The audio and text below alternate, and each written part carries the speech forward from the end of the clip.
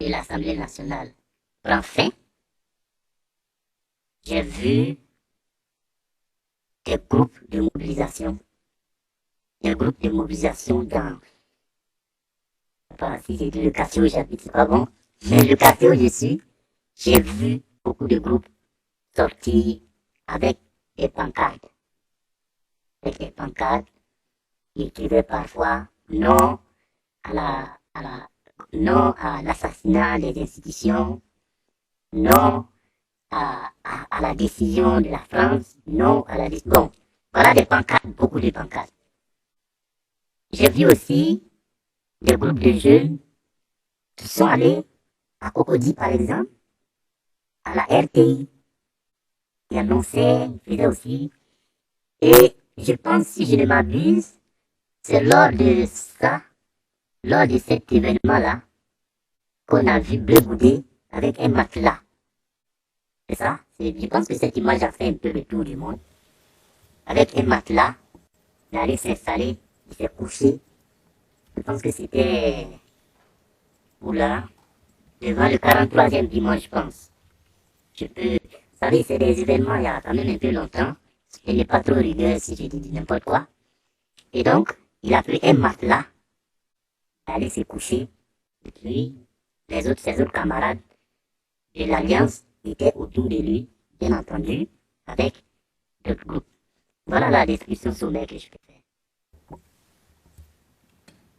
Sur la question du matelas, on peut y revenir, mais vous avez parlé de pourquoi s'en prend-on à la France à ce moment-là sur les pancartes?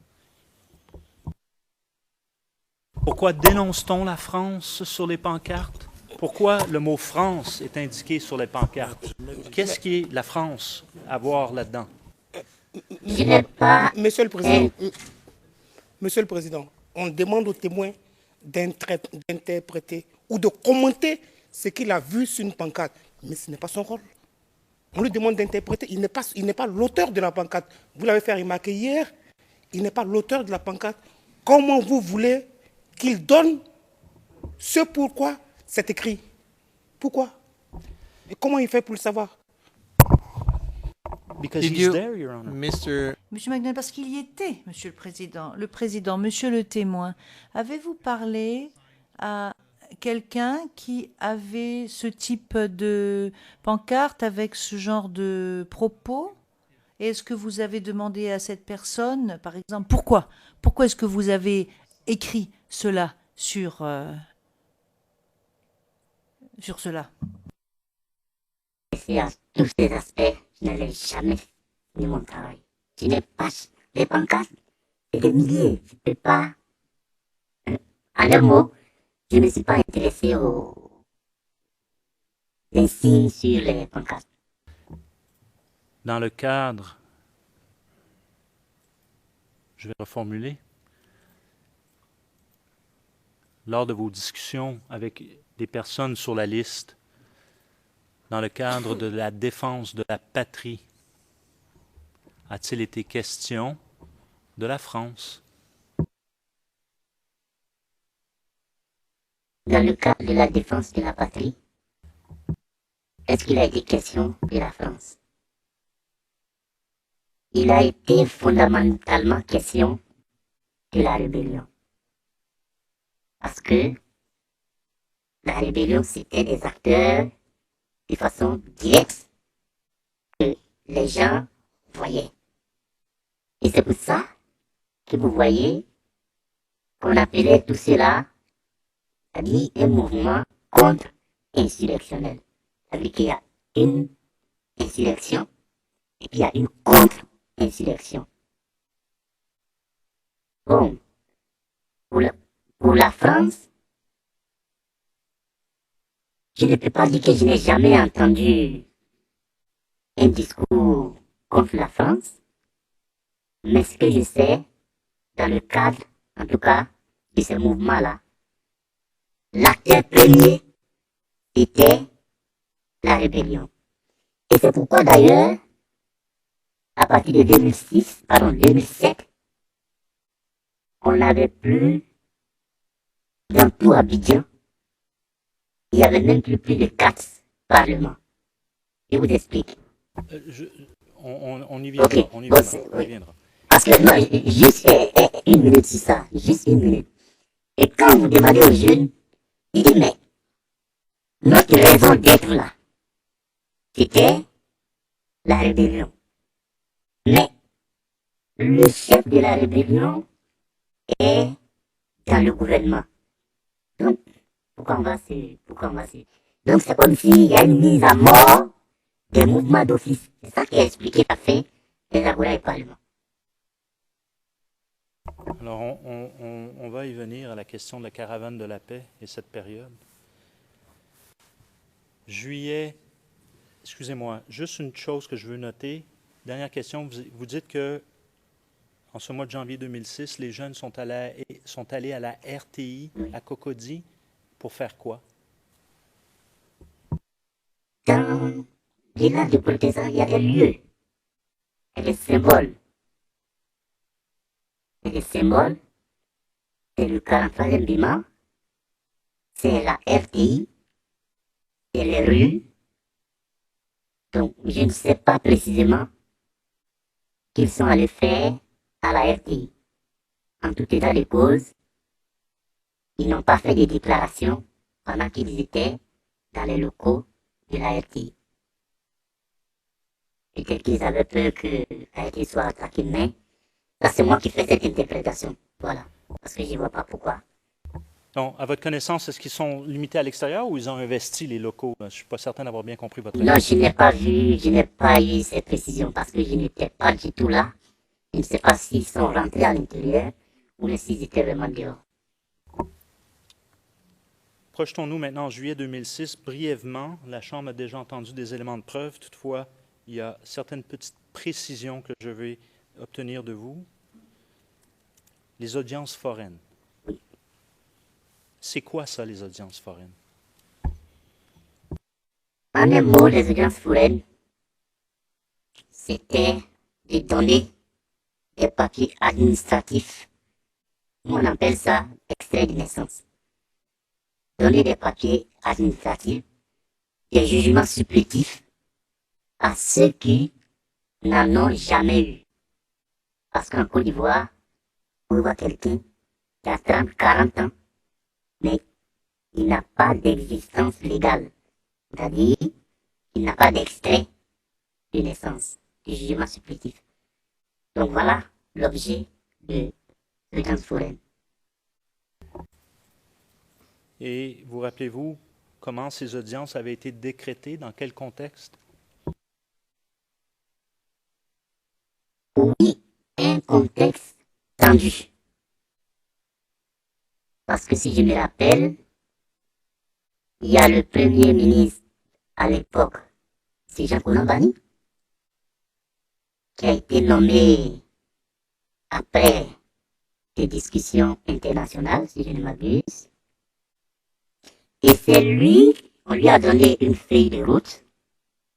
Et dans cette feuille de route, figurait la question des audiences foraines qui devaient être déclenchées sur les inscriptions sur la liste électorale, ensuite jusqu'au vote.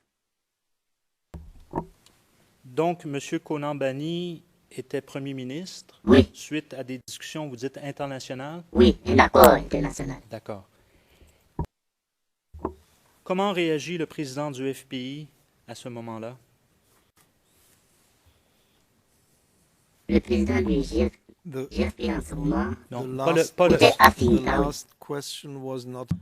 Le président, la dernière question n'a pas été interprétée parce que vous n'avez pas ménagé de temps d'arrêt.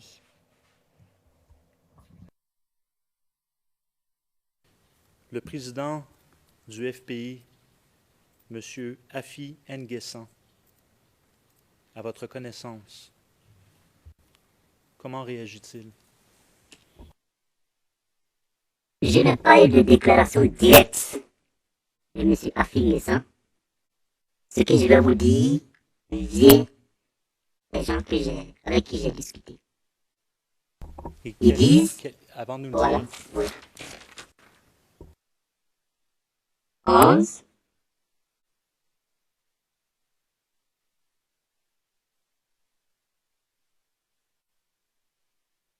la plupart des responsables. 14. So there's a third-hand witness then. Alors là, c'est même pas un témoin de deuxième main, c'est un témoin de troisième main. Monsieur MacDonald, mais vous avez les éléments de preuve qui ont été indiqués et finalement, ce sera la fiabilité de tous les témoins qui sera évaluée par la Chambre. Le président, oui, mais je me contente de constater. Monsieur MacDonald, je comprends. Allez-y. Je peux continuer à énumérer? Non, mais Ok. dites-nous. Oui, ce que j'ai eu avec eux comme échange, ils me disaient que cette question des audiences foraines était une question très sensible. Politiquement d'ailleurs, enfin, politiquement. Parce que vous comprenez que la question des audiences foraines implique directement la question des élections. Et que eux, ils estimaient qu'il n'y avait pas eu de consensus autour du mode, ils ont appelé ça mode d'opération ou un truc comme ça, ils ont un terme. Il n'y avait pas eu de consensus autour des modalités, voilà, des modalités pratiques des audiences foraines.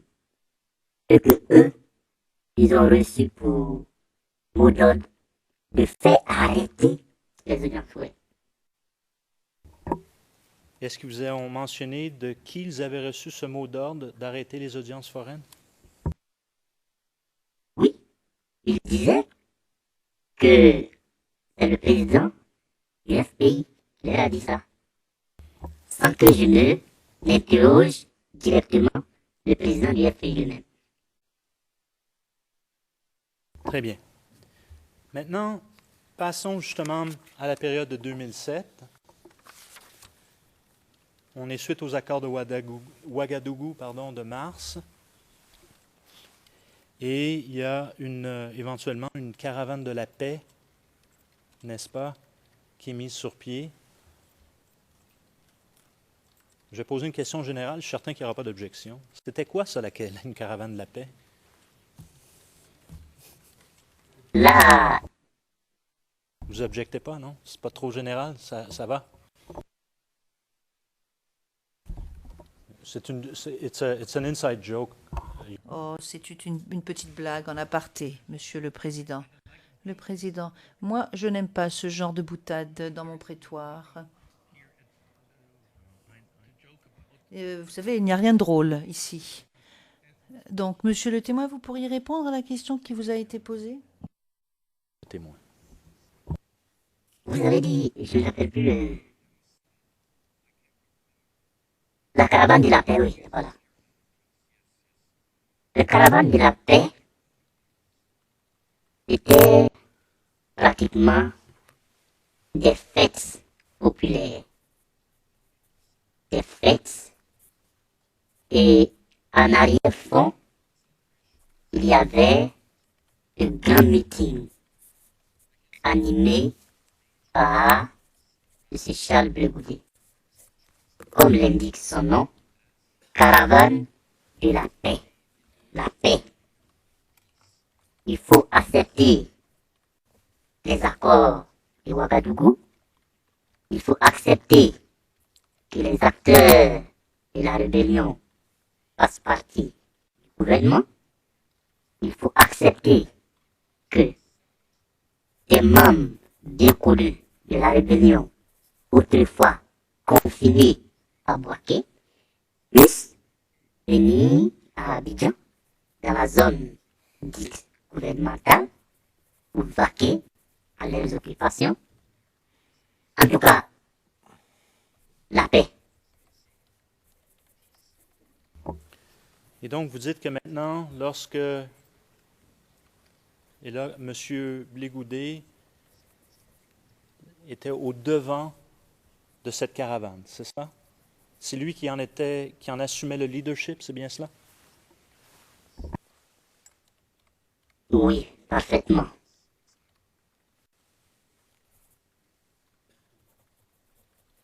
C'était la personnalité la plus vue.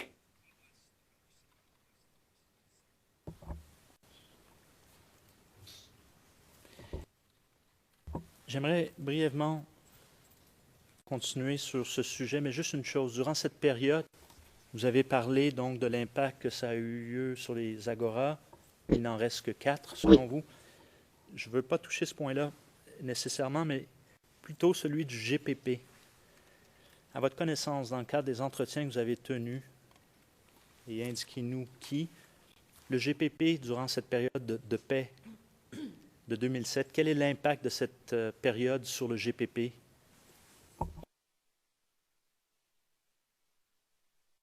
Mais le GPP disparaît de facto. Quand je dis de facto, c'est que les leaders me racontaient que ils n'avaient plus d'activité, comme les raisons d'être étaient la rébellion. Et donc, avec l'acceptation de la rébellion, ils estiment qu'ils n'ont plus raison d'être. À Abidjan, êtes-vous capable de nous indiquer dans quel quartier ou à quel endroit ils étaient situés durant cette période-là bien spécifique? Mais si j'ai dit qu'ils ont disparu de fait, ça veut dire qu'il n'y avait plus de lieu où on peut les identifier. Moi, je n'arrivais plus à les identifier. Alors, juste avant qu'ils disparaissent, dans ce cas-là, où se trouvaient-ils? Le seul lieu de rassemblement du GPP que j'ai vu à travers la presse, parce que je n'ai jamais été sur les lieux pour voir de visu le GPP, mais ce que je voyais dans la presse, c'est qu'il y avait un groupe à Djamé, dans une école qu'on appelle Mamie Fete ou bien je ne sais plus. Est-ce que vous avez discuté avec les leaders de ces endroits où ils étaient cantonnés? J'ai discuté avec eux, mais en dehors de leur lieu de cantonnement en fait. Je les invitais, parfois c'est dans un petit restaurant, on mange, on est décontracté et puis on parle. Très bien. Passons au 25 novembre 2010, 3 jours avant le dernier tour des élections. Je comprends qu'il y a un débat présidentiel, le premier, en Côte d'Ivoire, entre M. Ouattara et M. Laurent Gbagbo, qui est télévisé. Alors, première question, avez-vous assisté ou regardé à la télé ce débat?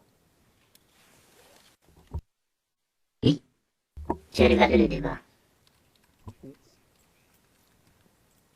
No. Because the question. Président. Alors, la question c'était...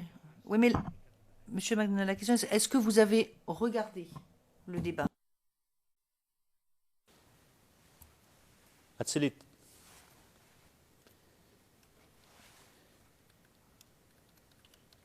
Y a-t-il des mesures de sécurité qui ont été mentionnées par M. Gbagbo ce soir-là? That's leading. Ça, c'est une question directrice, s'il en fut. Ça, c'est vraiment une question directrice, Monsieur le Président. Le Président, oui. Est-ce qu'il y a un enregistrement ou une vidéo de ce débat, Monsieur McNally? Oui, mais il ne figure pas, enfin, l'extrait vidéo ne figure pas sur notre liste. Le Président. Alors, reformulez. Monsieur McDonald, le témoin l'a regardé.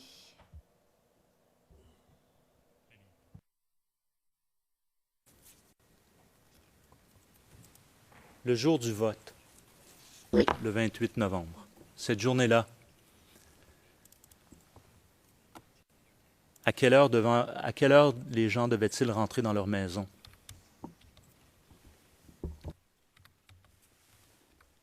Ce jour-là, J'étais dans ma localité que j'ai identifiée. Et là-bas, c'est le village. Donc, on est resté qu'à minuit, qu'à 1h du matin, jusqu'à 12h. Et dans le reste du pays, à votre connaissance, quelle était l'heure à laquelle les gens devaient rentrer à la maison? Again, it's a leading question. Maître Rocher, mais c'est à nouveau une question directrice. Le président, écoutez, je ne comprends pas. Monsieur McDonald, je peux poser la question. Le président, si vous me demandez quand est-ce que les gens rentrent chez eux en Italie, j'en sais rien. Monsieur McDonald, eh bien, je vais poser la question. Leading question. Connaissance, non. Maître Rocher, c'est une question directrice. Monsieur McDonald, il répondra peut-être par oui ou par non, et ensuite, je vais poser d'autres questions de suivi. Ce n'est pas c'est parce qu'il répond par oui ou par non qu'il s'agit d'une question directrice de facto. Ce n'est pas une question directrice. Je lui demande s'il y avait un couvre-feu. Je ne lui demande. Ensuite, je lui demandais comment il le savait. Voilà comment nous allons arriver à l'essentiel. Excusez-moi quand même. Mais comment est-ce que vous voulez que je lui pose une question alors? Maître Rocher, je suis d'accord pour dire que toutes les questions pour lesquelles la réponse est oui ou non ne sont pas forcément des questions directrices, mais s'il s'agit d'un sujet polémique, là, ça devient une question directrice. Le président, oui, mais est-ce que cela peut être polémique si le fait qu'il y ait un couvre-feu ou non, c'est polémique, ça? Monsieur McDonald, voilà, moi j'ai envoyé un courriel, je n'ai obtenu aucune réponse de la part d'aucune des équipes de la défense, parce qu'il existe bel et bien un document qui le prouve. Il figure sur ma liste. Le président, oui, mais moi alors, voilà la question que j'aimerais vous poser. Pourquoi est-ce que vous ne présentez pas le document? Le président, en application du paragraphe 42, je présente une requête orale. Le président, mais pourquoi est-ce que nous devrions entendre de la part d'un témoin quelque chose qui correspond à un document officiel, probablement? Là, je suis quand même d'accord, je dois vous dire. Enfin, je comprends pas.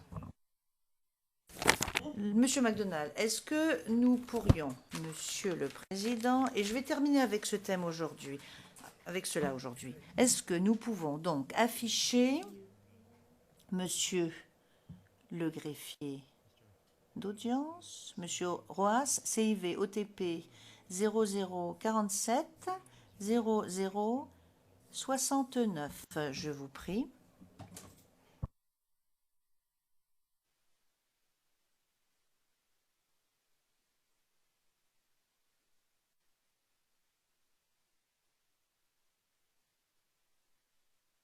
Monsieur le témoin, il va falloir se mettre sur Evidence 1.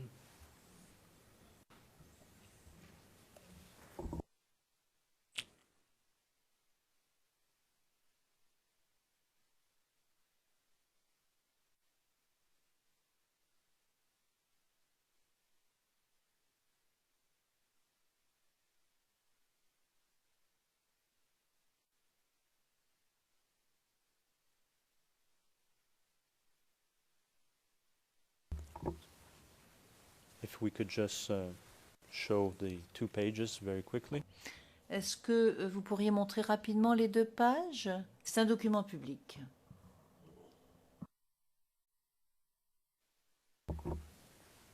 Alors, monsieur le témoin, nous avons signé du 26 décembre 2010, instaurant un couvre-feu. Alors, ma question est la suivante. C'est adopté le 26. Vous rappelez-vous la première fois? Bon, premièrement, étiez-vous au courant qu'il y avait un couvre-feu? Et si oui, quand est-ce la première fois que vous l'avez entendu parler? Couvre-feu.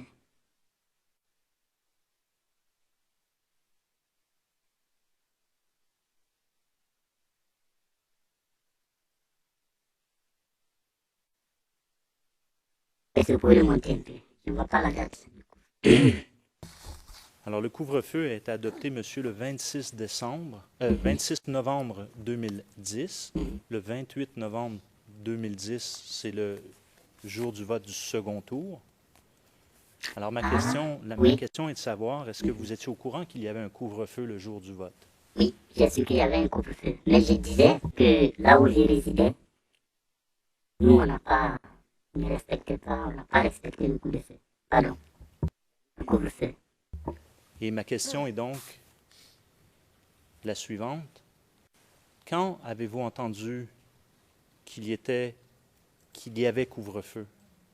Quand avez-vous entendu ou su ou vu qu'il y avait un couvre-feu le jour du vote? C'est le jour on appelle ça, du débat. Le jour même du débat. Et comment avez-vous appris ça le jour du débat au juste? Mais c'est le président, alors, qui a annoncé que pour le bon déroulement des opérations, je pense que je paraphrase un peu ses propos, pour le bon déroulement des opérations de vote, il décrétait un couvre-feu. Et à ce moment-là, vous rappelez-vous comment le candidat Ouattara a réagi? Je pense que lui ne militait pas pour un couvre-feu. Très bien. Alors, avec votre permission, Monsieur le Président, on soumet la pièce. Est-ce qu'il y a une objection? Non. Qui ne dit mot consent? Alors, j'aimerais qu'elle soit soumise au dossier. Et, No, but there is no. Le président. Non, mais Monsieur McDonald, sinon, je vais présenter une requête. Le président, non, mais c'est très bien, vous l'avez présenté. Et nous allons nous interrompre maintenant, parce que là, nous avons dépassé nous sommes en train de dépasser les 2 heures. Mais je me souviens juste que le bureau du procureur avait donné une estimation de 6 heures. Et 5h35 ont déjà été utilisées. Donc j'espère que demain matin, en une demi-heure, vous aurez terminé. Et j'espère que nous serons arrivés en 2010. Donc vous pourrez ainsi en terminer et ce sera le tour de la défense. Donc à demain 9h. All rise.